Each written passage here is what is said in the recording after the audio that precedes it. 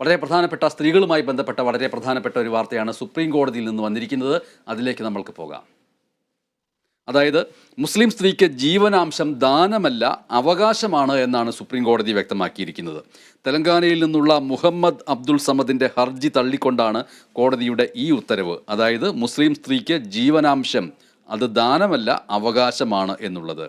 Criminal ചട്ടം 125 പ്രകാരം വിവാഹമോചിതയായ മുസ്ലിം സ്ത്രീക്ക് ജീവനാംശത്തിന് അവകാശമുണ്ട് എന്ന് കോടതി വ്യക്തമാക്കി. ഈ ചട്ടം വിവാഹമോചിതയ്ക്ക് മാത്രമല്ല എല്ലാ സ്ത്രീകൾക്കും ബാധകമാണ് എന്നും കോടതി ചൂണ്ടിക്കാട്ടി. ഭാര്യ തങ്ങളെ വൈകാരികമായി ആശ്രയിക്കുന്നു എന്ന വസ്തുത ചില ഭർത്താക്കന്മാർക്ക് ബോധ്യമായിട്ടില്ല എന്നും കോടതി നിരീക്ഷിച്ചു. ജസ്റ്റിസ് നാഗരത്ന അധ്യക്ഷയായ ബെഞ്ചിൻ്റേതാണ് സുപ്രധാനമായ ഈ ഉത്തരവ്. ഭാര്യയ്ക്ക് ജീവനാംശത്തിന് അവകാശമില്ല എന്നായിരുന്നു മുഹമ്മദ് അബ്ദുൾ സമദിൻ്റെ വാദം. ജീവനാംശം നൽകാൻ കുടുംബ കോടതി ഉത്തരവിട്ടിരുന്ന കാര്യം ഓർക്കുക.